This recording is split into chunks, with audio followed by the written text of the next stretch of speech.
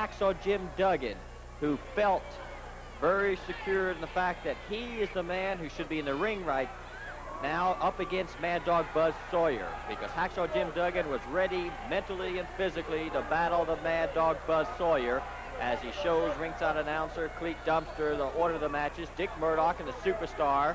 This took place last Friday night at the Sam Houston Coliseum. As Hacksaw Jim Duggan, he's ready for the match, and he's not about to relinquish the ring to Dick Murdoch and the Superstar. The fans there at the Coliseum are shouting Duggan's approval because they were just as anxious to see Hacksaw Jim Duggan settle his differences with the Mad Dog. But Dick Murdoch, Redneck Dick Murdoch, and the Superstar, a tough team, and now as they charge Duggan, Duggan wasn't about to leave the ring, but Dick Murdoch and the Superstar were about to convince him, but Hacksaw Jim Duggan doesn't back away from any fight. And look at the way he battled on but two men, and Dick Murdoch and the Superstar are two big men to fight, as referee Tommy Gilbert trying desperately to break the fight apart because the bell hasn't rung, and into the ring comes Mad Dog Buzz Sawyer. Now, Mad Dog Buzz Sawyer, whether this was set up intentionally by the Mad Dog with Dick Murdoch and the Superstar has not been known at this time, but this is the incident that has encouraged promoter Paul Bosch and Mid-South Wrestling officials to sign that 8-man gang war that will take place this Friday night at the Coliseum. Look at the way Murdoch and the Superstar hold Duggan, and Mad Dog Buzz Sawyer, with his change, will take full advantage of the helpless Duggan. One thrashing after another, as Hacksaw Jim Duggan was not able to come back and wrestle that night. As a result, he wanted an opportunity for revenge. He sought out promoter Paul Bosch and Mid-South Wrestling officials. They agreed in an 8-man gang war because Hacksaw Jim Duggan, in his corner, Ted DiBiase, Steve Dr. Williams, and Terry Taylor, up against Mad Dog Buzz Sawyer, who continues to put the boot to Duggan, Dick Murdoch, and the Superstar. Now that the odds are about to be evened up as wrestlers came from the dressing room to help out Duggan, Mad Dog Buzz Sawyer, Dick Murdoch, and the Superstar quickly exit the ring. They will be in that 8-man gang war this Friday night because Hacksaw Jim Duggan, with the team of Dr. Dent, Williams, Ted DiBiase, and Terry Taylor, they're going to be out seeking revenge. And if you thought that action was wild, you ought to come down and witness in person an 8-man gang war because it's one of the wildest, most exciting events in professional wrestling. And Dick Murdoch and Buzz Sawyer, they will have Superstar number 1 and number 2 in their corner. 8 big, rugged, rough and tough individuals, as this battle that you just witnessed is going to turn into an all-out war this Friday night. So this Friday night, Sam Houston Coliseum, urge you to get your tickets early. There's still plenty of good seats. Friday night, the 8-man gang war, and you don't want to miss it.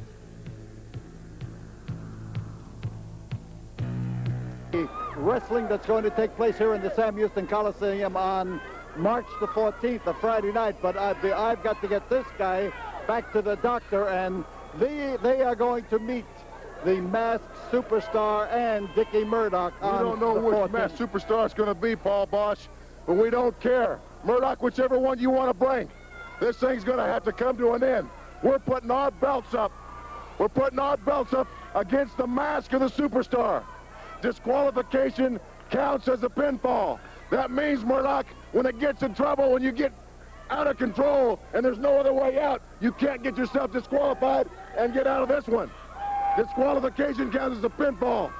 Simple terms is this: we're either going to have new champions or we're going to take off on one of those superstars and find out who it is. Paul Bosch, these people at Sam Houston Coliseum, they know how rough and rugged Ted DiBiase myself are. You masked man, whoever you are, whatever you are, it's coming off in the Sam Houston Coliseum. You gotta bring a little to get a little. And brother Murdoch, you bring either one you got, either one you want, but you better bring a lot. It was my job to welcome you here to this program. But with these men just coming out of the ring after an 8-man battle royal, why, there was no stopping, and we welcome you. But we also tell you that they will be in some tough action on Friday. Now we have Dick Murdoch and the Superstar. You go for the belts. If you win, you get the belts. If you lose, the mask comes off. Let's tell you one thing. Which Superstar is it? Is it going to be number 1 or is it going to be number 2? The looks are not deceiving. I've got 2 men right here, and I'll guarantee you. The Superstars mask has never been taken off, and it's not going to be taken off here in Houston. A disqualification counts as a pinfall. They can lose those belts if they get disqualified. They hide behind that rule at all times, Peter. You know that.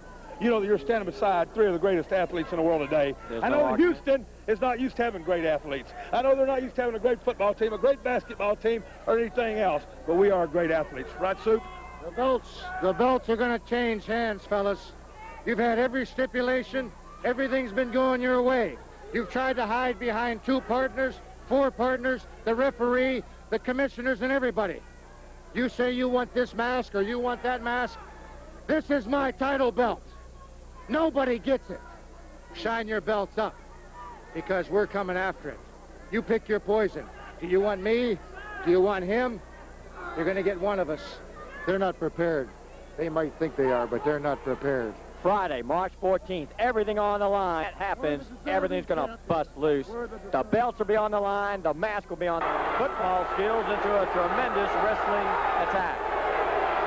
Fans now getting on to Dick Murdoch, because Dick Murdoch has yet to be able to show any desire to get in the ring. You could probably chalk that up for Murdoch's experience. He's got experience in professional wrestling, and he knows the safest place is outside the ropes during this type match. The tag is made. Steve Dr. F. Williams, another football great, making a name for himself in professional wrestling, as he heels on with a powerful side headlock. My name is Peter Burkholz. The referee is Tommy Gilbert, as we will do our best to keep up with the action. As with a good shot of Dr. Death's shoulders being put to the mat momentarily. Mentioned before the background, the football background of Steve Dr. F. Williams, 4 times starter for the University of Oklahoma, All-American starter, also All-American wrestler, heavyweight wrestler for the University of Oklahoma. A tremendous athlete, but so is Ted DiBiase, the man in the ring now as a superstar, trying to set him up, and all he did was leave himself open for that fist in between the eyes by Ted DiBiase. So superstar number 2, tag superstar number 1, as Murdoch, Buzz Sawyer trying to discuss new strategy, because this match has not been going in the direction they would like to see it go. They're up against 4 very talented grapplers, and Dr. Death Williams, Terry Taylor, Hacksaw Duggan, and Ted DiBiase. 1 fall, 45-minute time limit. DiBiase, currently 1/2 of the Mid-South Tag Team Championship team. The other half is in his corner, and Steve Dr. Death Williams, as they have proven to be one of the toughest, roughest, and most capable tag team duel to hold the Mid-South titles in a long, long time. DiBiase giving a cold eye to Dick Murdoch, as they have had a long-running feud, as DiBiase is making it quite clear to Murdoch that he would welcome any opportunity to do what he's doing to superstar number 1 to him. Tag is made. Hacksaw Duggan picks up where DiBiase left off, as the team of Duggan, DiBiase, Taylor, and Dr. Death have been able to use an effective tag team strategy unlike their opponents. 5 minutes are gone by in this match, an 8-man gang war. It's Dr. Death Williams now, as each man comes in, and we're superstar number 1. You see the results. In comes Mad Dog. Dr. Death starts to give him a little bit of the same medicine.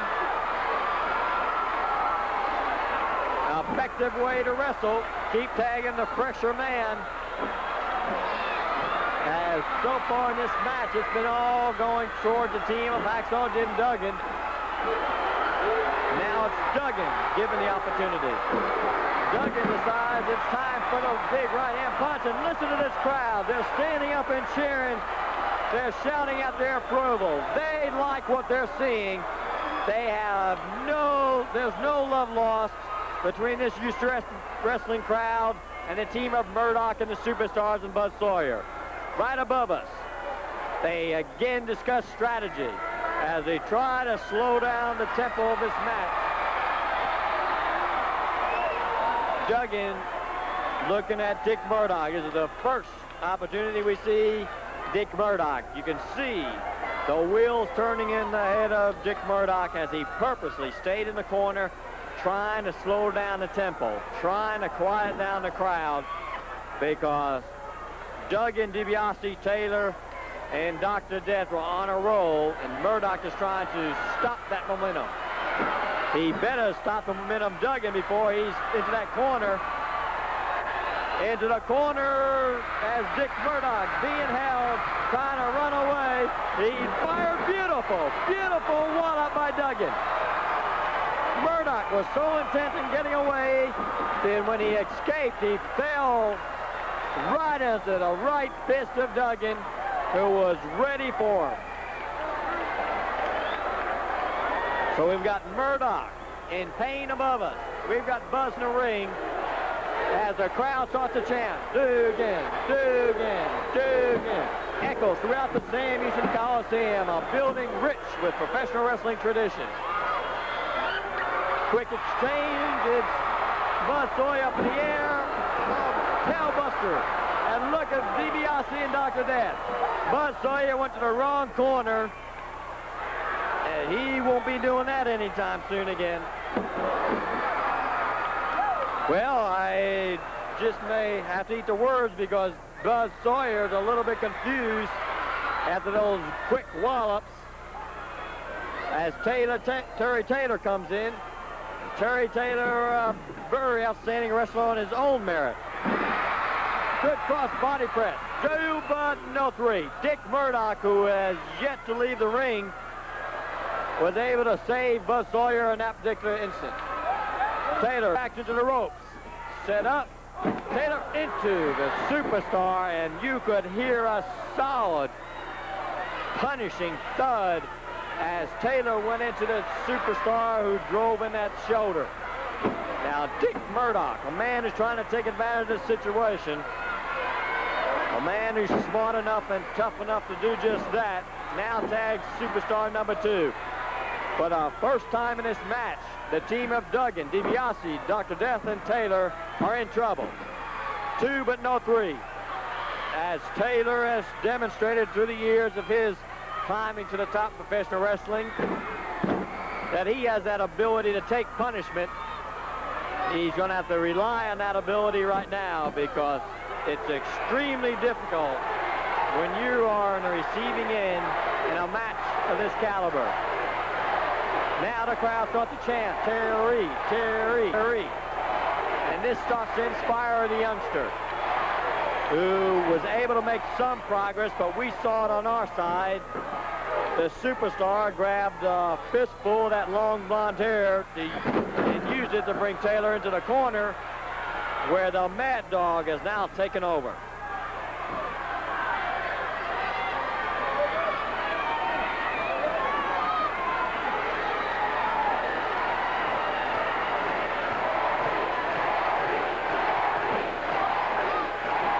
So Buzz Sawyer putting a squeeze to him. The chant that you hear in the background is Terry, Terry. You could see from our viewpoint the eager stretches of Dr. Death and DiBiase as they're trying to reach out for that extended hand of Taylor. 10 minutes are gone by in this match. It's a 45-minute time limit, but right now, Terry Taylor, his objective is to get to his corner where he can tag for help. A few well-played walks, but look at the way Buzz Sawyer held on to that boot. Buzz Sawyer, he's unpredictable, but nobody has called him, debated the fact that he lacks ring experience, because that was a smart move on his part. Murdoch missed as Taylor wrapped him up. Terry Taylor was unaware of the fact that Murdoch very wisely tagged Superstar number 1 and was not a legal man. Therefore, he could not be pinned for the fall. Front headlock by the Superstar. Once again, the crowd starts to chant to inspire Taylor. A good close-up shot as the Superstar continues to try to wear down Taylor. That has got to be objective for these teams, is to pick out one man If you can eliminate 4 opponents by just concentrating on one, that means you've got 3 men outside the ring you don't even have to worry about. That's what they're trying to do with Taylor. Work him over, deny him the opportunity to tag one of his partners. And between the 4 of them, keep tagging on Taylor. Taylor now wrapped him up, and this is a move that Taylor is extremely good at. As Taylor is extremely well-versed in wrestling ability, and that almost paid off big dividends in that small package. Superstar number 2 sends him back, and that back suplex, 2's on top. We've got 2, but Taylor kicks out in just the nick of time.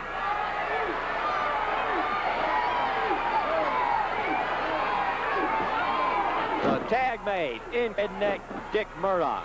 As big as they come, as tough as they come, as vicious as they come. Finding a place to drop Taylor, and that's exactly what he did. Murdoch now picking up again. Those stomps of his. The big Texan from Waxahachie, Texas. A man proud of his Texas background and Texas tradition. It's not a mutual feeling, I can assure you, as Texans across the Lone Star State are not quick to claim Dick Murdoch as one of their own. Mad Dog, few well-placed guillotine drops. As the Mad Dog was not satisfied that he battled enough. It's a give and take as we start to see Taylor battle back like he's been able to do so many times. He reaches out. He's so close, a beautiful shot showing you just how close he is. In comes Superstar number 2. And as Taylor set him up, got him right foot, no 3 count, as Taylor several times has tried to out-wrestle his opponent. And he makes the tag, and the crowd now erupts because Dr. Death comes exploding into the ring. Nearly 300 pounds of solid muscle and solid athletic ability exploding on number 2. He's setting him up an Oklahoma Stampede, and there it is. Dr. Death on top. We got 1, we've got 2, but we don't have the 3rd count. As the match now is starting to get out of control. We've got 7 men in the ring. We have Terry Taylor, who is outside the ring right next to us. And Duggan goes toppling over the ring barrier. As now we've got up in the ring Murdoch working over DiBiase as the Superstar number 2 holds him. We've got Dr. Death being worked over by Mad Dog Buzz Sawyer and the Superstar. Duggan now grabbing the chair that I just a few seconds ago was sitting on. And this is Duggan's way of clearing the ring. You can't find a more effective way, I tell you.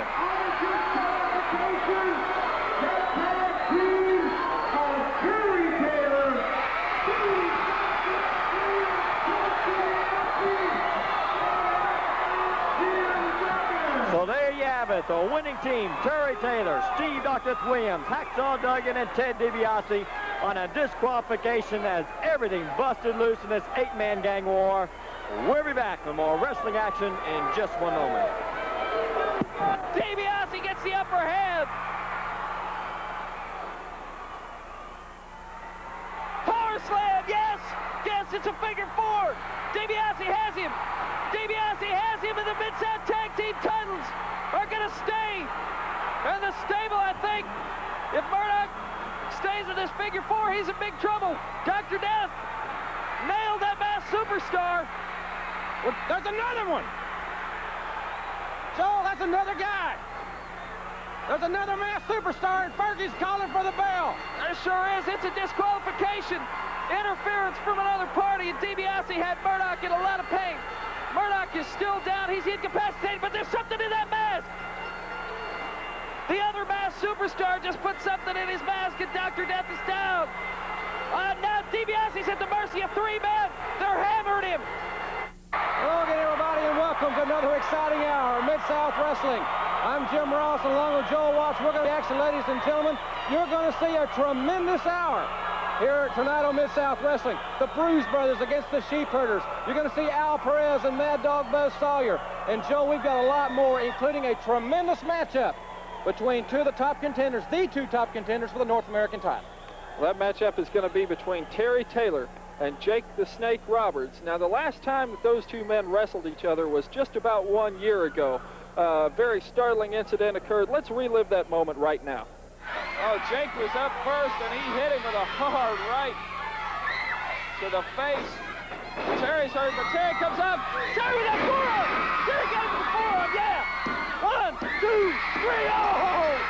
Terry that retains the television title. Great match, but Jake's got his boot. Jake took his boot up, and he hammered Taylor.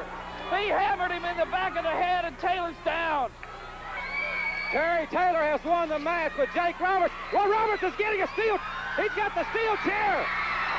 Jake the Snake, probably one of the most diabolical men in wrestling. Look at that. He throws Randy Anderson out of the ring with the chair. What's he doing? What is he doing? Oh! DDT! Jake Roberts has dropped Terry Taylor with a DDT right on the steel chair. Roberts has dropped Terry Taylor with a DDT on the steel chair. Taylor is the winner of the match, ladies and gentlemen. Jake the Snake Roberts with the DDT on the steel chair with Terry Taylor's head. That was one of the most devastating moves I think I've ever seen in professional wrestling. Terry Taylor suffered 6 stitches from that to the head. Earlier, before we went on the air, Jim, I know you talked with Terry Taylor about this situation. Let's take a look at that right now. Legislator's forced his hand. He's made this a very unpopular decision. But when I came here to Mid-South, I made my intentions perfectly clear right up front that I did come here to be the North American champion.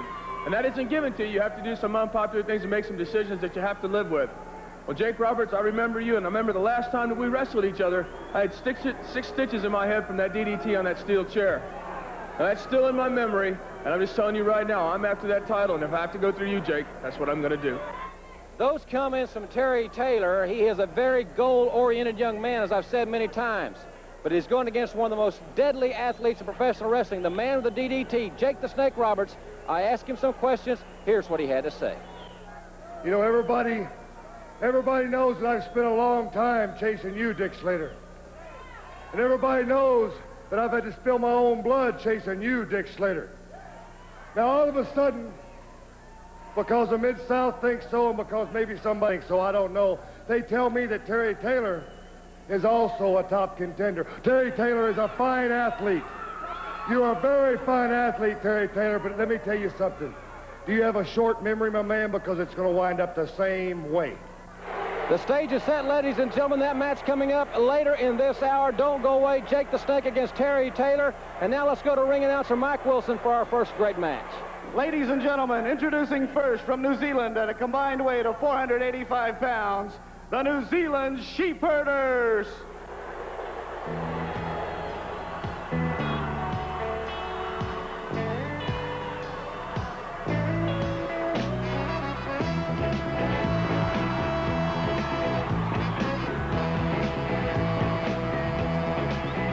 Coming to ya on a dusty road. Good loving, I got a truckload. I get it. You got something, so don't worry, 'cause I'm coming.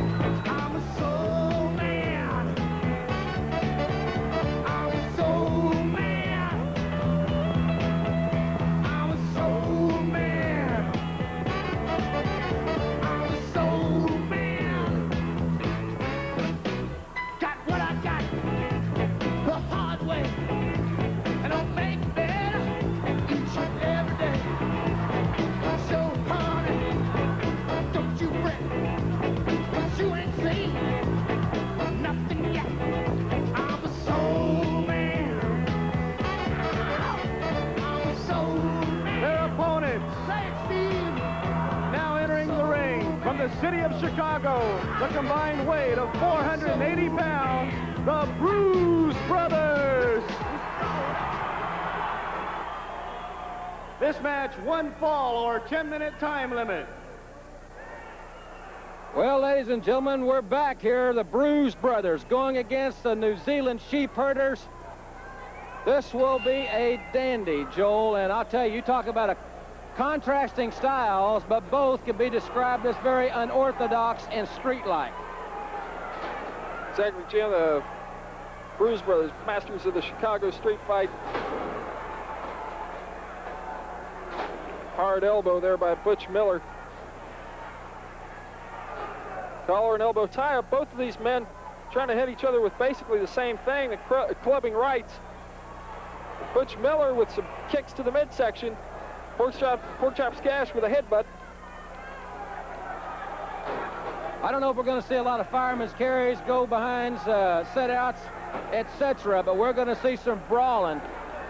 You know, when the Sheepherders are on the scene and the Bruise brothers, as Pork Chops Cash is being punished by Luke Williams, one of the deranged members of the Sheepherders. Hard arm whip off the ropes and a double chop to the neck. Luke Williams is pressing the attack on Pork Chops Cash.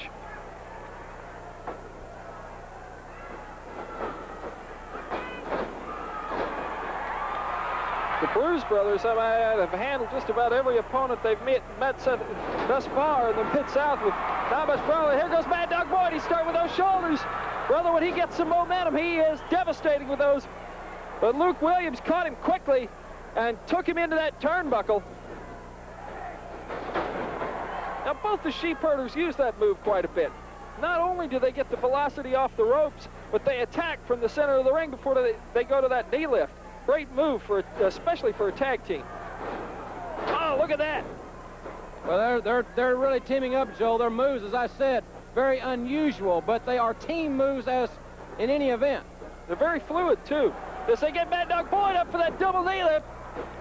Oh, he's a load. He's nearly 300 pounds, but 1, 2, and 3. They got him. The New Zealand Sheepherders seem to be unstoppable here, ladies and gentlemen, on Mid-South Wrestling. As look at this. New Zealand flag waving in defiance of Old Glory. The New Zealand Sheepherders. They're a tough combination. And undefeated thus far in Mid-South. And ladies and gentlemen, we'll be back in just a few moments with Al Perez versus Mad Dog Sawyer right after this.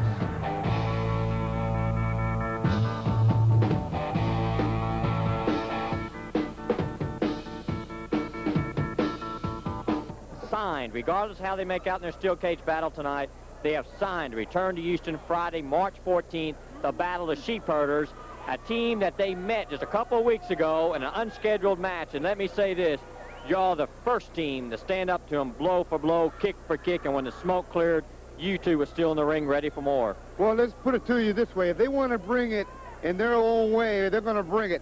Now, they're Sheepherders. We ain't no sheep. Is that right, Chavo? Is that right? Not. Let's just say one thing, that if they want to bring it blow to blow, we'll bring it blow to blow. Miren, me gustaría decir una cosa a toda nuestra gente mexicana que nos ha soportado sobre todo el año, el antelaño antepasado. Les queremos dar las gracias del corazón, Chavo y su servidor, primeramente por siendo mexicanos y por soportándonos y por darnos ese perdón tan grande que somos como mexicanos. Entonces, nos gustaría decir que estos señores, los pastores, ahora que tenemos que luchar con ellos, necesitamos su apoyo porque nosotros no somos sus ovejitas, pero somos más que eso, somos luchadores. A ver, canal, diles tú también. Sí, así como dice Héctor, estos pastorcitos, vamos a tener un cabrito al horno aquí. Los que van a ser los cabritos van a ser ellos. Let me tell you something, Peter. You know, you saw what happened. They came in the ring and they challenged us. We went in there and we went head to head, toe to toe, like you said. Now they are one of the toughest tag teams there is. But baby, we are no slouches, we're no pushovers. And you want to get in there and insult, you can insult us all you want. But when we get in the ring, it's 2 men against 2 men. It don't matter what country you're from. We all have 10 fingers, 10 feet, 2 hands. We're going to get in there, and if you want to fight, that's exactly what we can do because we fought with the best. And let me tell you something, we've lost a lot of battles, but we've won a lot of wars, and you can turn this into whatever you want. But the Guerreros are going over all the way. And believe me, I'm expecting everybody here, y a todos mis paisanos, Síganle echando bonito y viva México. Viva México. Friday, March 4th. Petersburg, Florida, weighing 265 pounds, Mad Dog Buzz Sawyer. His opponent from Tampa, Florida, weighing 234 pounds, Perez. This match, 1 fall or 10-minute time limit. Well, ladies and gentlemen, there's a lot of emotion involved in this particular match. Just a few weeks ago, I was in the ring with Perez, Joel. And I'll tell you, there were some daggers thrown in that situation as far as Perez. Sawyer really got on his heritage. I'm sure you remember that. Yeah, not only that, but Sawyer's made some comments after that fact, and those are also very pointed comments. Quite orientated. Well, look at this, man. Perez just hammered Buzz Sawyer with a forearm. Jim, I was really looking forward to this match. These two men are fantastic athletes. I'm sure it's going to be fast-paced. Perez has the advantage in leverage. Sawyer, the weight advantage, and probably the experience advantage as well. Perez takes him up with a nice headlock, but Buzz Sawyer is so quick, so agile. And he's holding the tights. That also helps out. I'm not discounting his abilities. Well, I'll tell you what, anytime Sawyer gets in the ring, we've seen it with some of the, I'll tell you, something's got to be done with this situation with Jim Duggan. I don't know what Mid-South can come up with, but there's got to be a stopping point somewhere where they have a match and get it over with. No kidding. But Buzz is, oh, wait a minute. Perez with another headlock takeover. Sawyer was getting a looky there. Well, that's one of his better attributes, Joel. He has many, most of them physical, but he does have a great deal of self-confidence. And, well, when you're as tough as he is, he's earned it in that respect. Perez, as you said, is a great athlete. Is one of the greatest athletes ever to come out of the Tampa, Florida area. Very well-respected young man in the area. Sawyer's accusations that he was not a Floridian didn't sit too well with Perez. Perez clinging tenaciously to that headlock. Sawyer trying to loosen it up a little bit. He goes to the hair once again. Now, this is a good hold for Perez, but actually he needs to get some momentum going on Sawyer. Sawyer will hurt you. You give him time to think. Brother, he just slammed the head of Perez right to the mat using the hair there. There you see a part of this great crowd as Sawyer kicks Perez out of the ring. Tremendous crowd on hand here at the beautiful Myriad in Oklahoma City. By the way, ladies and gentlemen, the next television taping will be on Sunday night, March 2nd in Tulsa, Oklahoma at the Fairgrounds Pavilion starting at 7 o'clock. We hope that you'll be with us. It's just nothing like being in the arena because there really is an electricity that you can feel at these television tapings. It's certainly exciting. Sawyer goes for the high vertical back suplex, and Perez caught him with the belly to back. Yes, he has Sawyer. I thought we were going to see it. Nobody has kicked out of that belly to back suplex that I have seen yet. Mad Dog Buzz Sawyer is double tough. He took it straight to the back of the head and kicked out. My goodness. What an athlete. Sawyer raking the eyes of Perez now, and you can see the tide turning as Sawyer will shift into another gear, his vicious gear, and he is an animal. He is aptly nicknamed Mad Dog. Well, Perez has to be pretty frustrated right now because he just got through hitting Sawyer with his best shot. You got to be thinking right now, what am I going to do next? As Sawyer looks like he's getting ready to go up to that second rope. But Perez might be using a psychological tactic, yes. Perez gets out of the way, and the momentum is shifted again because Mad Dog Buzz Sawyer just took a real hard fall on the canvas. But Perez is hammering him with that hard right. You can see Sawyer staggered. A hard forearm. Perez is up. Is he going to go for the belly to back again? He really hammered him with that forearm. Perez, you got to stay on him. You got to kick it in. Sawyer reverses it. Perez goes for the flat body press. Oh, what a power slam. Oh, man. Boy, what devastation. Look at the face of Mad Dog Buzz Sawyer. And ladies and gentlemen, Sawyer with a tremendous victory. His battles with Hacksaw Duggan. Well, what more can you say? And we'll be back with both superstars right after this from the network.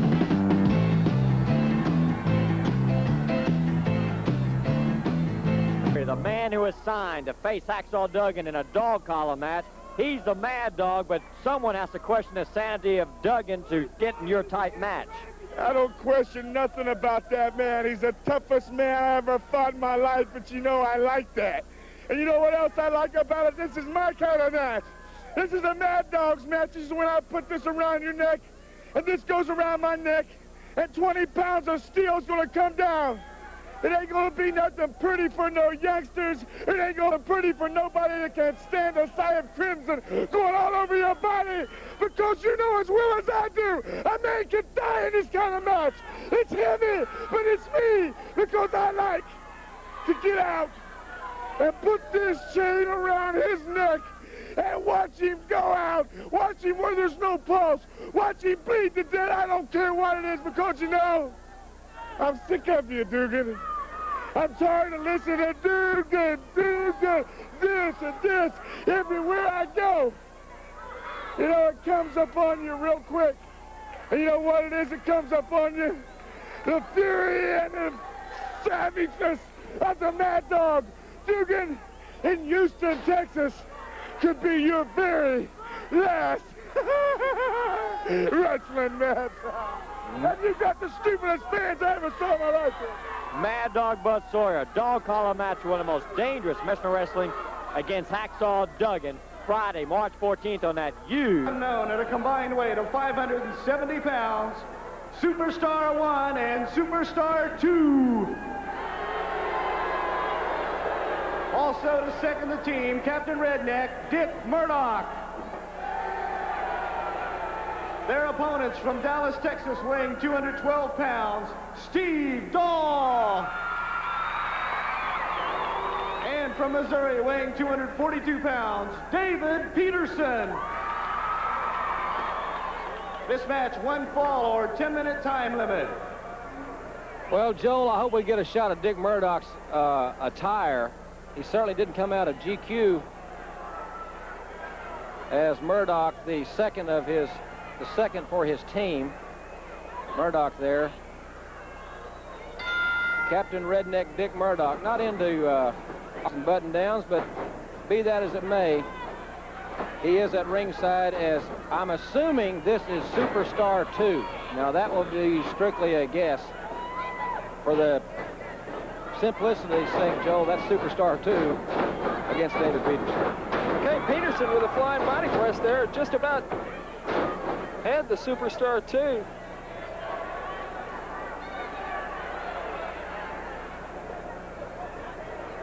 The other Superstar into the ring. Of course, we saw his entrance last week in a match for the Mid-South Tag Team titles, and I think that tactic backfired on Murdoch because that match resulted in a disqualification if you weren't here to witness it last week.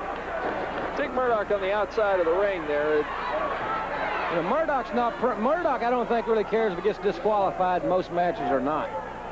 Of course, they won a match for the Mid-South Tag Team titles. Good point, Jim. The Mid-South Tag Team titles mean a lot, but I think the feud between he and DiBiase is just about strong enough to overcome any feelings of his wanting those Mid-South Tag Team titles. Of course, they're definitely a big prize and really add a lot of fuel to the fire. As we see Dave Peterson slam down to the mat, he feels the sting of the canvas from Superstar 2, but he turns it around. It looks like he's going to get himself a body slam as well. Yes, nicely done. Dave Peterson is really strong. He certainly is. About 6'3", too, Joe. 6'3", maybe 6'4".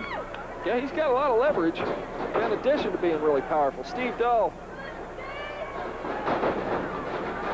great young rookie. Seen him up against some stiff competition so far, but he's done pretty well, in my opinion. He's gained some... Whoa, wait a minute! Well, you talk about stiff competition. He just got indoctrinated to that vertical suplex by Superstar 2. Now, the 19-year-old, well, he's here to cut his teeth And if he has any left when this match is over, maybe he'll do so. But I'll tell you. Whoa, nice move. He ducked that one clothesline, but brother, did he get it in the second one? This could be it. Oh, man. They nailed it. They certainly did. The Superstars 1 and 2. Victorious here on Mid-South Wrestling. And we'll be back with Taras Bulba and Hot Stuff right after this timeout.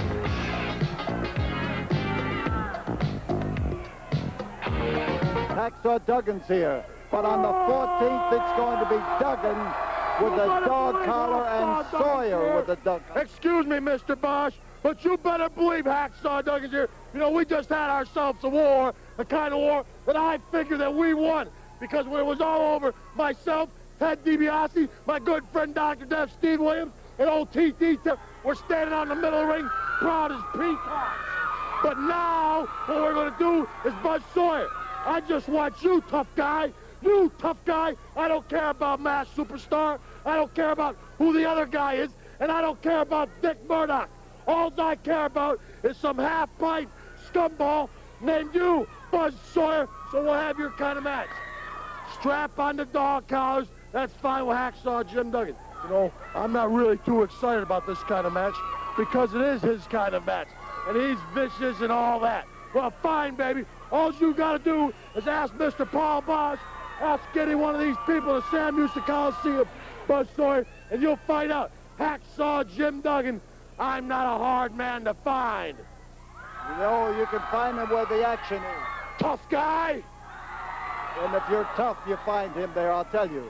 This will be on Friday, March 14th, and tickets will go on sale running at 1919 Caroline. But make your plans now because there are going to be 9 matches. Hot Stuff Eddie Gilbert presents from Mongolia, weighing 275 pounds, Taras Bulba.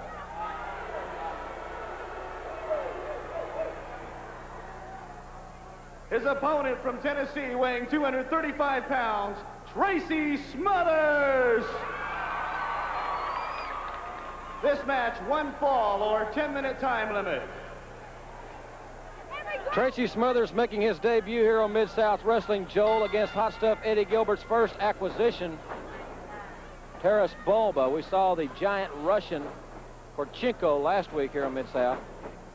Boy, he was devastating. Tracey Smothers with a big drop kick. He got under that clothesline of Taras Bulba. Tracey Smothers with a nice move there. Can't say that I've seen him in action. Impressive thus far. Taras Bulba turns the tide. Tracey Smothers. Nice body slam and a drop kick. And he's got Taras on the run. Well, I don't know what kind of pre-game conference that Hot Stuff had with Taras Bulba, but I don't think it entailed this kind of ability from one Tracey Smothers making his debut, as I mentioned, here on Mid-South Wrestling. There's Hot Stuff Eddie Gilbert with not too pleasant-looking expression on his face. Perhaps that will change it. It certainly changed Tracey Smothers' expression. Sure did. You could hear that crack all the way across the arena. Taras Bulba really taking to Tracey Smothers, and that's one thing I've noticed about Bulba. When he gets on the offensive, he does know how to change gears and really kick it in. He becomes extremely aggressive when he gets just a little bit of Bulba with a body slam now. Tracey Smothers looked quite good, Joel, at the outset of this contest. But for the last several moments, it's been all Taras Bulba, as anything that Smothers has attempted really is to no avail. Bulba, as we said before, is a stocky individual, has a low center of gravity, much like Buzz Sawyer. He's pretty quick. And, oh, well, wait a minute. He went for that elbow. Smothers gets out of the way. We could see the momentum change here. Smothers takes him in. They jockey for position. Oh, no. Smothers missed a drop kick. Well, Smothers came in as an unknown commodity, but he's really taken it to Bulba. But Taras Bulba now has turned the tides. That flying headbutt, and that's it. Hot Stuff Eddie Gilbert's Taras Bulba victorious. And ladies and gentlemen, when we come back, you're going to see 6-man tag action for Rock and Roll Express right after this from the network.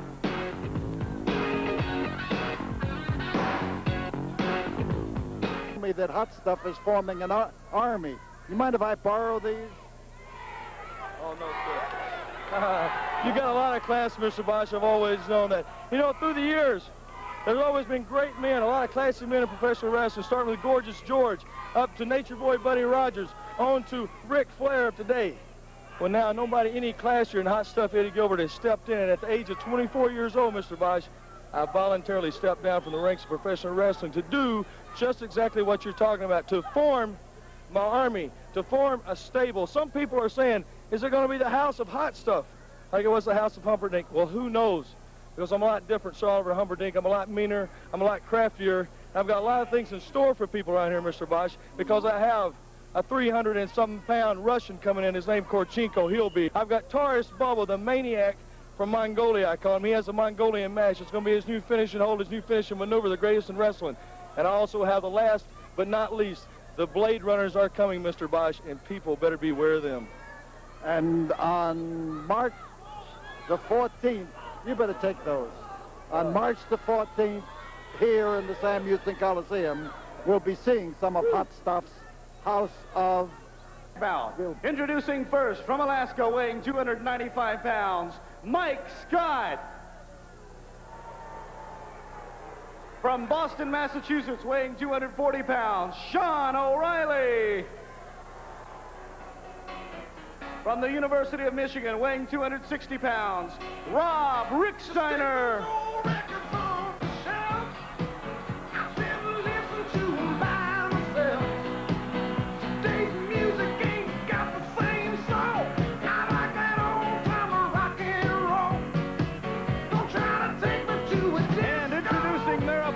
First of all, from Nashville, Tennessee, weighing 420 pounds combined, Ricky Morton and Robert Gibson, the Rock and Roll Express.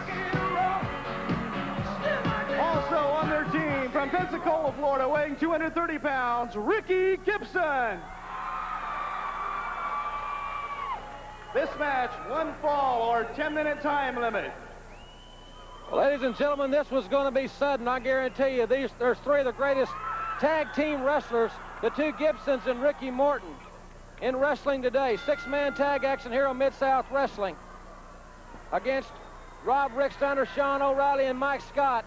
And couldn't those three make a name for themselves if they could rack up a victory here on Mid-South Wrestling? They most certainly could. Sean O'Reilly coming off the ropes, but whoa, gives him a hard hip throw, and Ricky Morton into the ring now, single leg. Whoa! Ricky Gibson in, the older brother of Robert Gibson, the man who helped train his brother in professional wrestling, helped train him and helped refine the tag team tactics. He was his brother's first tag team partner, and he also had, Joel, a big influence on the career of Ricky Morton as well. Oh, well, these three are really taking over on Sean O'Reilly. The Rock and Roll Express by themselves are really tough in the corner like that, but when you got all three of them together, they are devastating.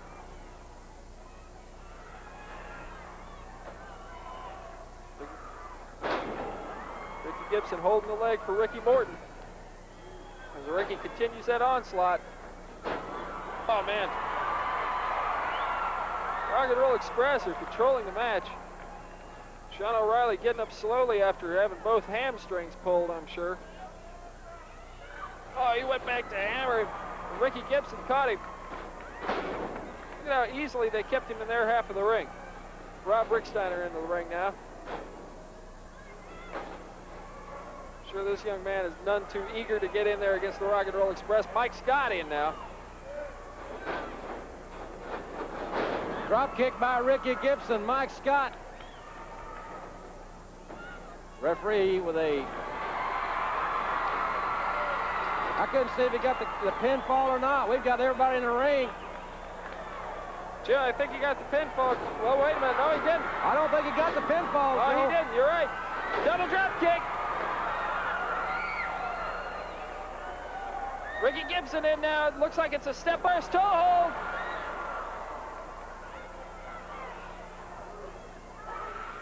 Well, this was pandemonium from the start. There you see the Rock and Roll Express. And Ricky Gibson, they're victorious, and this crowd loves it.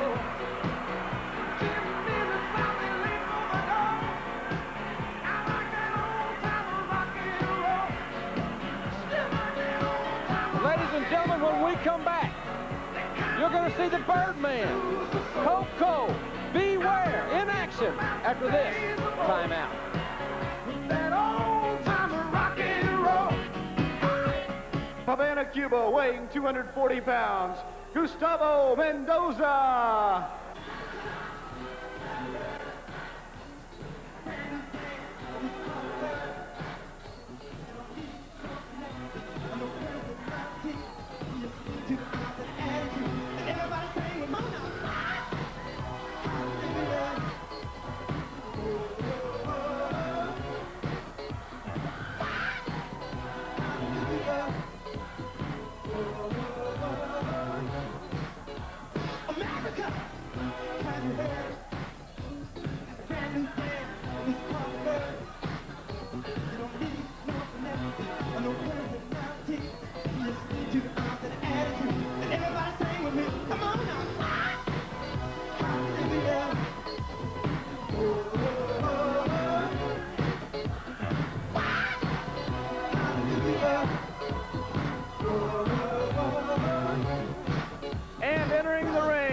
Opponent from Union City, Tennessee, weighing 230 pounds, the Birdman, Coco Ware.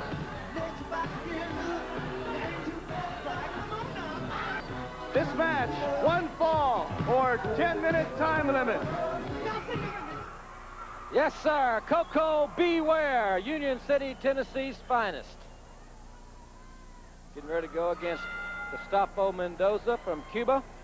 Here on Mid-South Wrestling, Jim Ross and Joel Watts along with you, ladies and gentlemen. Thank you very much for being with us. We wish you were here at the beautiful Oklahoma City Myriad Center. The next television taping, by the way, will be on Sunday night, March 2nd in Tulsa, the Fairgrounds Pavilion, starting at 7 o'clock. Please be with us as Gustavo Mendoza. I don't know if Coco understands Spanish. Gustavo may understand Kafist and Kabird before it's all over with. He sure might. Coco Ware, man with incredible drop kicks. Mendoza, I'm sure, is going to be watching out for those, but they're tough to watch for because Coco Ware is so quick. Brother, when he hits you with that, he has powerful legs, and it's like getting hit flat in the face with a 2x4. Coco Beware shaking it out a little bit. Collar and elbow tie-up. High crotch into a body slam. Beautiful move by Coco. He is such a fine athlete. He's powerful, too. Really powerfully built. As I mentioned a couple of weeks ago, former All-State football player in Tennessee was a nose guard in high school. Use that quickness and his strength. You can imagine what he did to the opposing centers. Our whip. Well, Coco with a nice move. Nice. Oh, man. Off the second rope. Jim, we got to see that again in slow motion. Call the dentist. That was too much. Call the dentist. Boy. He about knocked Gustavo's head off. Man, oh, man, oh, man. As Coco is leaving the ring, let's see that slow motion, ladies and gentlemen. Bam! Woo! Oh, man, that says it all. Coco Beware with the victory over Gustavo Mendoza. And the people here are really loving it. Listen to Morris Days, the Bird. It's Coco Ware, a brand new face on the Mid-South scene. We hope to see more of him in the future. Jim, he's a fine athlete. He's an awesome athlete. Ladies and gentlemen, coming up momentarily, Terry Taylor and Jake the Snake Roberts right after this from the network.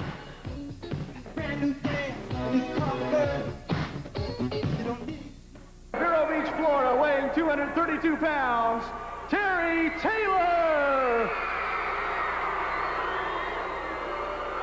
His opponent now entering the ring from Atlanta, Georgia, weighing 252 pounds, the master of the DDT, the Snake Roberts. This match, 1 fall or television time remaining. Boy, the electricity, the emotion in this situation is that man, the man with the DDT, Jake the Snake Roberts, and Terry Taylor, Vero Beach, Florida. These men will decide in this matchup, Joel, just who is the #1 contender for the North American Heavyweight Championship. And even though there's a great deal of respect that these two men have for each other's athletic ability, Terry Taylor has not forgotten what happened to him almost 1 year ago today with Jake the Snake Roberts and the DDT. Jim, I don't blame him. I saw Taylor right after that incident, and he was really hurt bad. Jake the Snake Roberts with that DDT on the steel chair, that could have been a very serious injury. But Terry Taylor's a tough man, and he ended up coming through it okay. Terry going to the single leg, it looks like, to try and get himself out of that arm bar and twist. Now, most of the time, these two wrestlers are, for the most part, crowd favorites, but they seem to be getting a mixed reaction. I think that'll be kind of an interesting element in this match, because both of them are used to having, as you've said before, that sixth man, the home team type of advantage when you have the crowd behind you. In this case, it's going to be mixed. Terry Taylor with that shoulder smash off the ropes. Another thing I think is important here, Jim, is this was all caused by Mr. Unpredictable, Dick Slater. Exactly right. It's Slater's situation with Dark Journey that has caused this whole thing, and Slater, with Dark Journey's help, I might add, secured the North American title, re-secured it as it was held in limbo. And his situation with Jake Roberts has boiling point, but now Slater's forced his hand and says, yeah, I'll wrestle the #1 contender, but who is that? As Jake goes for the DDT, and Taylor, you know, we talk about looking at films and scouting anybody. He's been there firsthand. He knows what it's like, and he knows if that man gets the DDT on him, it's over.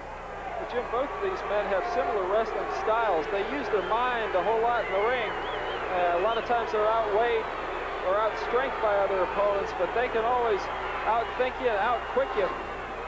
And, you know, their forte is being just a little bit slicker than the other guy.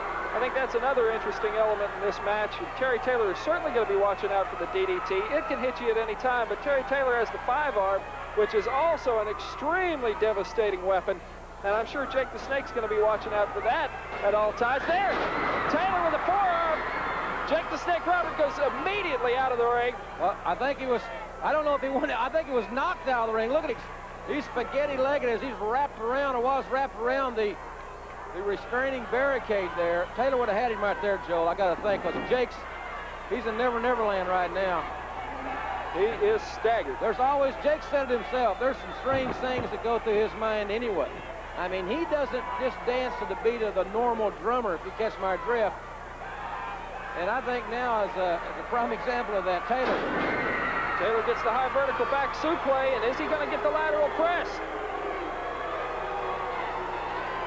Taylor gets ready, set for that knee lift. No, he drops a leg across Jake the Snake. Taylor may have waited a little too long there, Joel. I'm not second-guessing him. I guess I am in a sense, but he may have waited a little bit too long there for the lateral press. I think you're right, Jim. I think he should have at least tried to get that fall and at least put it into Jake's mind. But then again, Terry Taylor's a great thinker in the ring, and what one person might have done, Terry Taylor may not do. That's one of the things about him. He can be kind of unpredictable at times because he's such a quick thinker. Terry Taylor going after the arm of Jake the Snake Roberts. You know, Joe, we've got a great crowd here at the Myriad, and it's interesting to see. Some of them are booing Taylor, some are booing Jake, some are cheering them in, obviously, but some people are sitting and watching this classic battle because they like both these athletes that are in the ring at this time. It's a very interesting mix as to what the people are going through at this point in time. I think that's a good point, Jim. Well, wait a minute, Taylor reversing that. Looks like Taylor has got him in a rear backwards double cup.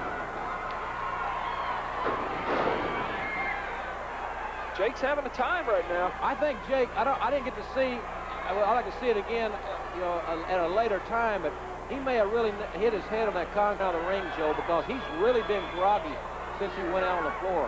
He sure has. The 5-arm will make you groggy enough, but when you go all the way out to the concrete and he's there, he's trying to shake it loose.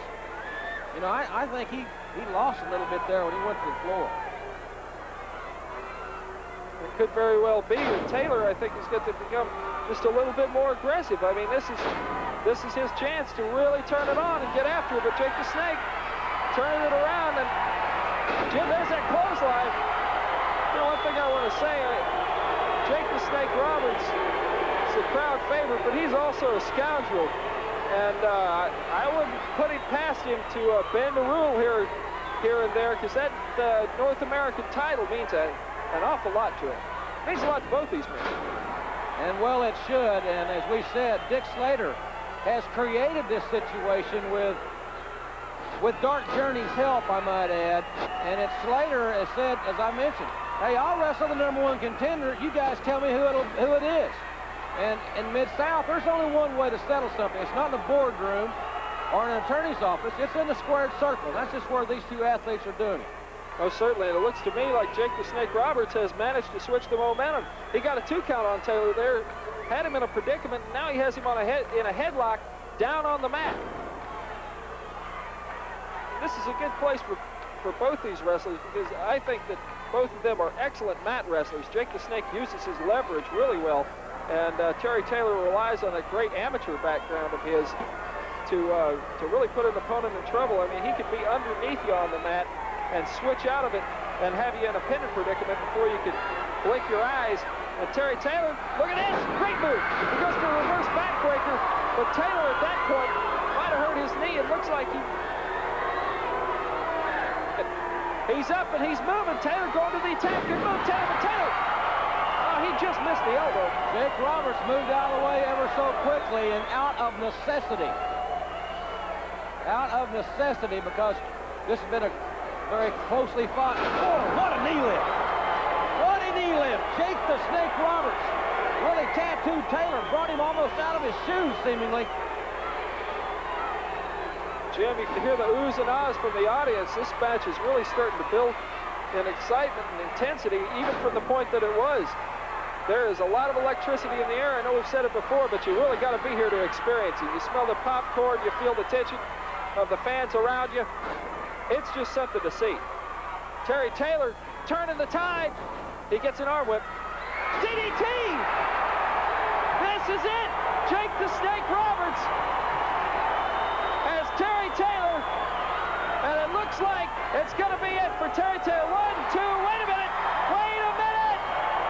Terry Taylor got his leg over the rope. Well, he was under the rope to start with. Jake rolled him the wrong way. He DDT'd him and he rolled him right near the ropes are there.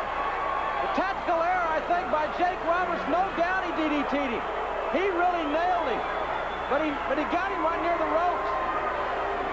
That was a good officiating maneuver by referee Tommy Gilbert.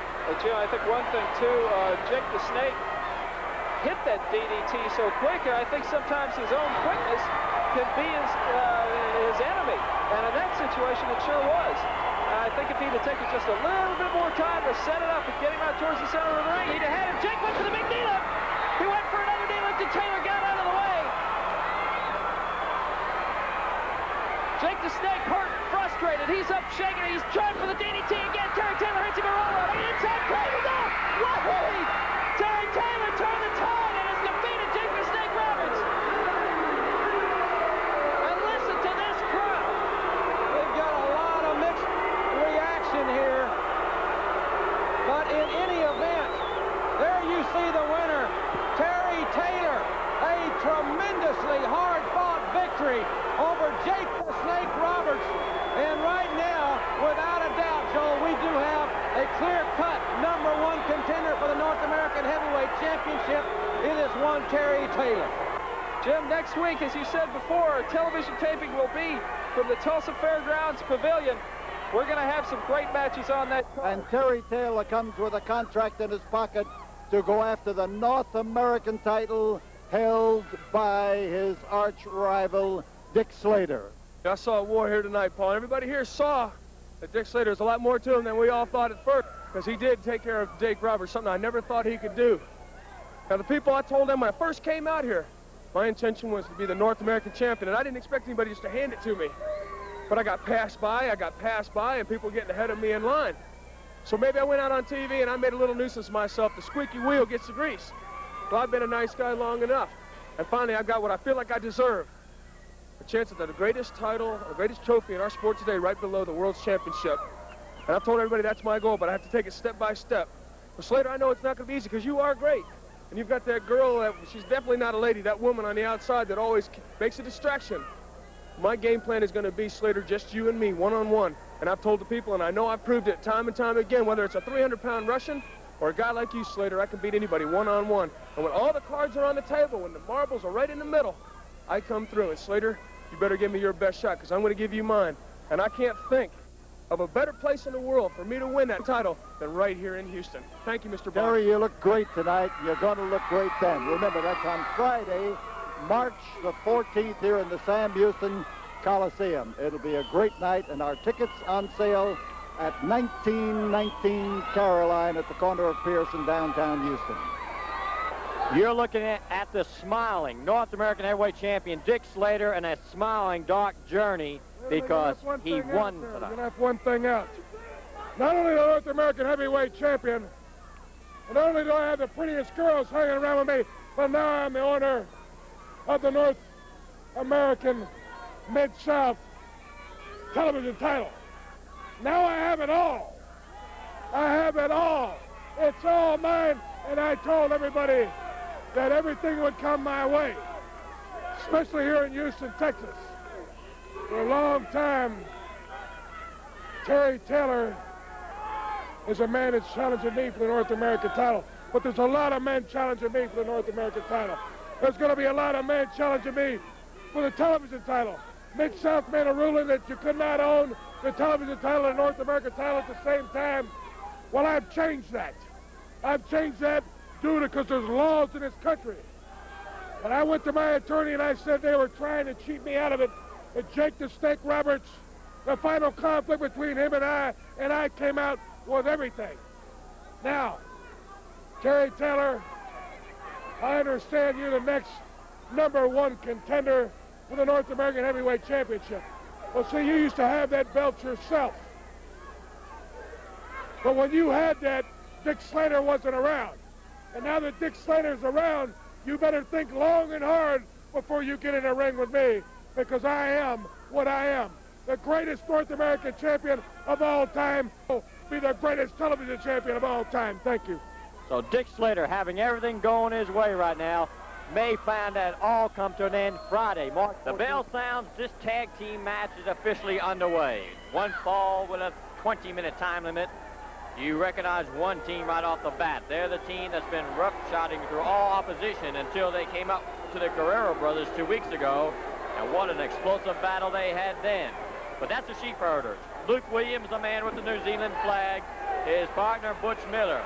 Unpredictable, explosive, dangerous, and the crowd here in the Coliseum starts to chant, USA, USA, USA. It's not the fact that this team represents New Zealand, it's the fact that they have expressed on countless occasions their anti-American sentiment, much to the dislike of Houston wrestling fans. Now, their opponents are Ricky Gibson and Tracey Smothers. Now, Gibson and Smothers have got to pull with the Sheepherders. They have a tremendous international reputation as they have proven their toughness and their unpredictable style the last few months here at Houston Wrestling. Butch Miller, Luke Williams, the Sheepherders, they were the team to destroy the Bruise brothers. They were the team to destroy several other tag teams, but now they're facing Ricky Gibson and Tracey Smothers, as they have also agreed to meet the Guerreros again in a return match of their wild brawl just 2 weeks ago. So now the Sheepherders explode. The match is officially underway, but the referee, Tommy Gilbert, has not been able to signify which men are the official two in the ring. But I think that means very little to the two teams. Ricky Gibson was thrown over the top rope by Butch Miller. Now Butch Miller snuck up on Tracey Smothers. So the Sheepherders continue their explosive style inside the ropes. One of the most feared and one of the most dangerous tag teams in professional wrestling as they plan to continue their all-out invasion of Mid-South all the way up to the Mid-South tag team title and belts if necessary. Now some of the teamwork being displayed by the New Zealanders as they seem to be able to push referees and the rules and regulations to their utmost limit. It's Butch Miller working over Tracey Smothers. Ricky Gibson, who is still a little bit dazed, but he's up on the apron. Good move by Smothers and a beautiful cross-body tackle that sends Smothers down where he had him down for one, but that's all he had. You've got to wear down these Sheepherders. They bounce right. They've shown their ability to take punishment, just as they have truly shown their ability to give it out. It's Luke Williams now, the official man in. Tracey trying to flip him over, and he's got him wrapped up. We've got one, we've got two, but we lacked one from having a winner. You can see the strategy of Tracey Smothers and Ricky Gibson. They try to out-wrestle the Sheepherders because they realize to try to roughhouse it with them is be a tough way to go. Luke Williams now coming in with that choke. Aim a knee, but he missed. He took a little bit too much time, but he was smart enough to quickly tag as a partner. Butch Miller, who quickly came across to stop Tracey from tagging the Fresh and Ricky Gibson. Clothesline miss. Tracey is a smart wrestler now as they collide head on. You can see Tracey stretching out within inches, and a tag is made. As Ricky Gibson, the older brother of Robert Gibson, one of the famed members of the Rock and Roll Express, starts to do what he does best, and that's coming with those drop kicks and out-maneuvering his opponents. So possibly their strategy of trying to out-wrestle the Sheepherders could pay off as they are facing them now blow for blow.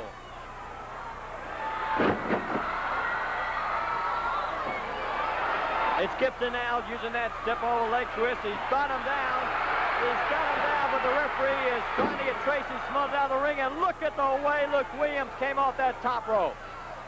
Did you see the way he came down across Ricky Gibson? He had Butch Miller look like down for the...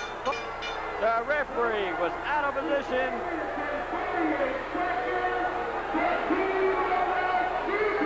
A vicious knee across the neck of Ricky Gibson, and the Sheepherders continue their controversial winning ways. We'll be back for more Houston wrestling action in just one moment.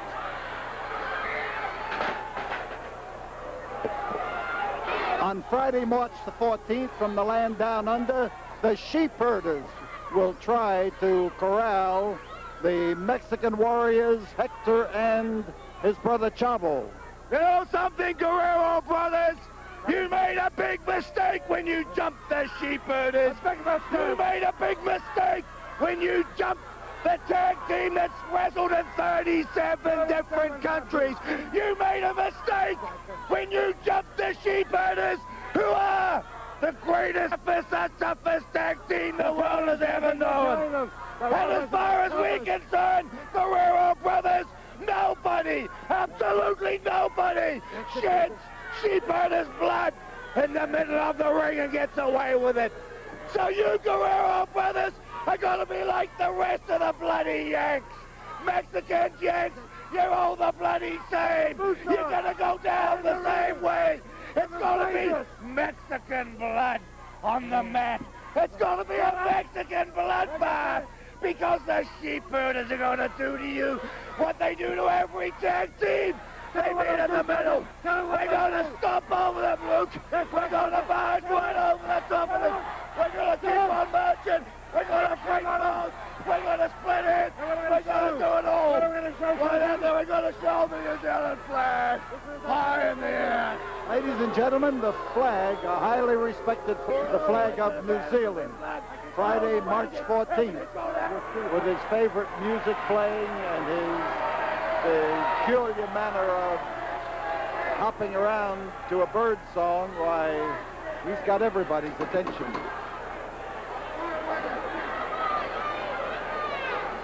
So it's Coco, Beware, and Hot Stuff, Eddie Gilbert. And Hot Stuff has got a lot of plans for his future. He is assembling what he thinks is a, shall we say, a stable of wrestlers. He is at least surrounding himself with a lot of people who are good at what they're doing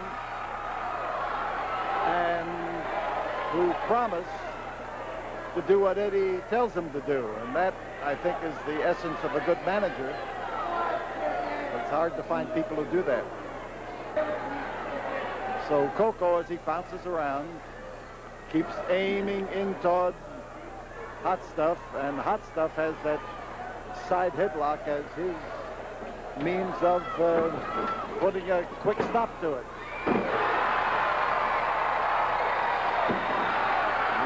Right down into his shoes. And as Eddie moves on the outside, now there's a touching scene. There is a really touching scene.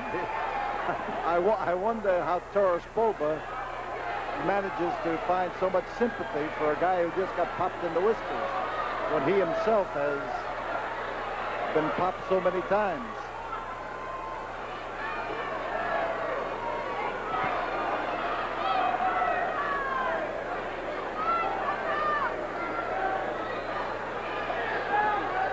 So Eddie now is counting his teeth, and well he might.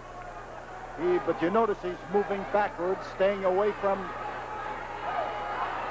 Coco Beware, and that the counting of the teeth is just a little bit of something extra that he's added in there to give him a chance to stay away from the sharp retorts of Coco Beware. Side headlock. Gilbert. Now Gilbert is a man with a lot of wrestling ability. He has a style all his own, and he is a man who is well equipped to hand anybody in the game a real battle.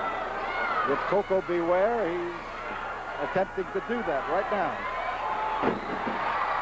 Twisting arm lock, and he took him down. He's got that wrist wrapped up and putting the pressure on it, and Carl Fergie is questioning the motives of Coco Beware.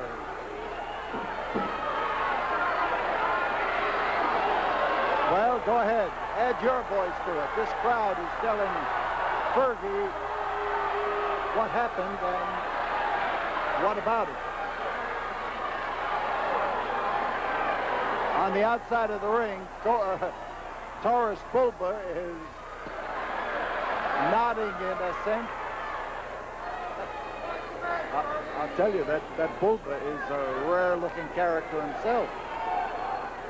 Standing arm lock for Eddie Gilbert as he moves in, clamps it on, puts the pressure on, stays in close to Coco Beware, and tries to gain a little bit of effort just from that. 5 minutes have gone by as Coco moves in and takes him down, and Eddie starts complaining again about hair pulling. He has just told the referee that he didn't do it. The crowd says he didn't do it. Eddie says he did it. And there the case rests. Fergie stays right where he can give judgment in this particular case. So Eddie squirms around, moves by stages up to his feet, tries to get into an even Steven position with Coco Beware. And there goes Coco. Moving fast. Whoa! Beautiful! Oh, man. You'd have to travel to a lot of matches to see a drop kick that good. He was up even with the chin He came in there and he laid it right on the jaw, and over went Eddie. And of course, that is the essence of a good drop kicker. When you can kick it from the level of a man's chin, you have a chance of knocking his head up the aisle. When you start kicking from lower than his chin, then you're driving up against the chin and hoping to score a good solid knockout, or at least to kick him in the chest. Struggling, see who's going to get the arms, and as they move back into the corner, it's Coco Ware who is aiming those wallops, and he gets those. Oh man, a solid smash into that turnbuckle. So Coco felt it, and he's catching it. He's in trouble, no question about that.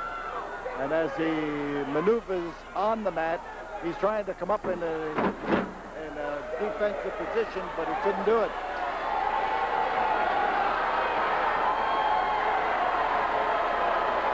So Coco down, Gilbert squirming to him to try to put the finishing touches on him. He's got the abdominal stretch. He doesn't have his foot hooked yet. He's got a generous handful of the white trunks of Coco Ware in lieu of not having his foot hooked. Now, as Fergie moves him there, the change was made, and Sneaky Gilbert grabbed the trunks again as soon as the referee had moved out of the firing range. He's got the twist on there for the abdominal stretch, but he is not able to make it a match winner because he doesn't wrap that leg around the leg of Coco. And it's Fergie that time who outwitted Eddie Gilbert. He just snuck around behind him and caught him in the act. So Coco's still catching. The footman, there is Taurus Bulba on the outside, and oh, what a smash. What a wallop.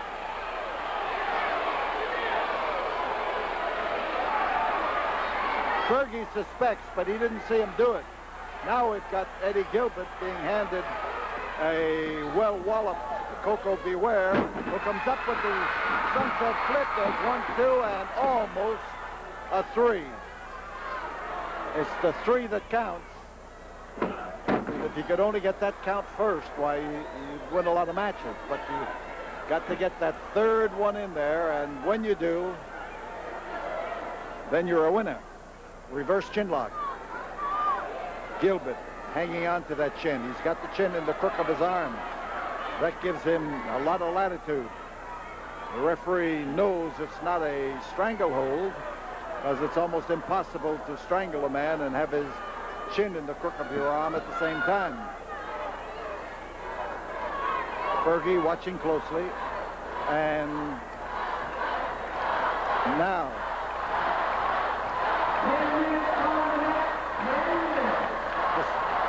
the words you hear behind are Coco.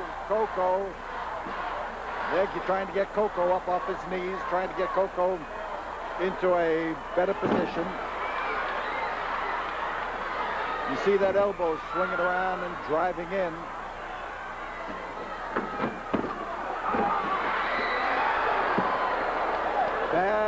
Bad contact for Coco Ware. He came in there and hit solidly, and injury is apparent. But now, as Eddie moves in, he goes for the back body drop up in the air, down hard. But if Coco loses this match, it will be because of what happened in this corner when he smashed into it with all the speed and agility of a freight train. Eddie in the ropes.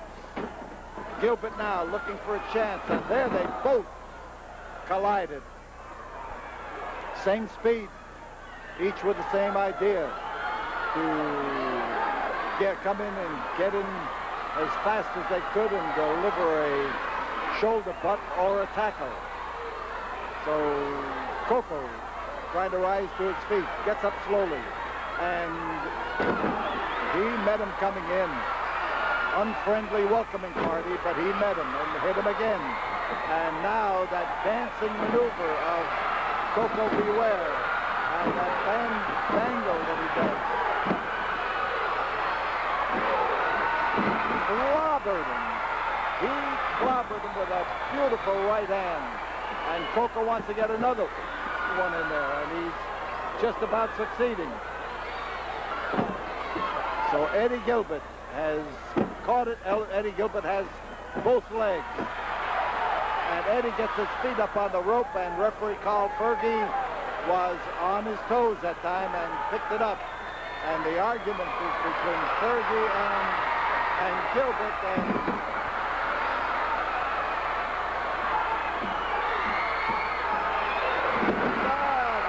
he caught him, he boxed him that time. He set him up. Eddie Gilbert.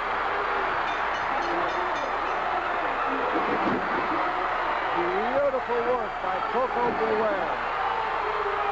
What he lacks in size, he makes up for in tremendous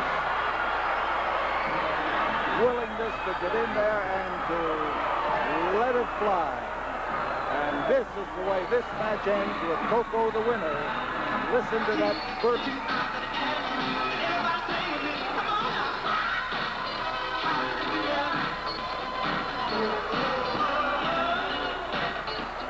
You're looking at Coco Beware, the man who's starting to electrify crowds throughout the Mid-South and Houston area, the man who will be here Friday, March 14th, right here in the Sam Houston Coliseum, to battle Taurus Bulba. You see, I want to tell you one thing, Taurus Bulba. You might as well get ready, because the Birdman is coming to town. He's going to be flapping his wings. He's going to be getting down with my fans right here in Houston. You see, I took care of, I stuffed Eddie Gilbert. And you see Taurus Bulba trying to come in the ring. But you know what? I had his number 2, baby. So I'm going to tell you one thing, Taurus Bulba. You come on, big boy, because you know what? The Birdman, hey, he's 5'7½", 228 pounds. Hey, he don't mind getting down. So I'm going to tell you one thing, Taurus Bulba. You bring it on, baby, because the Birdman will be waiting on you. So I'm going to tell you one thing one more time. I'm telling you one thing, Taurus Bulba. Be ready, because I'm telling you, baby, going down once I drop the bomb on you, baby, because I'm going to be jamming. What's your name? Can you do that, Bird? Come on, baby. Do that, Bird, baby. I tell you, he's got everybody doing the Bird, and he'll have Taurus Bulba looking for safety Bird, Friday, March 14th. Coco Beware. Taurus Bulba better beware. Thank you for watching.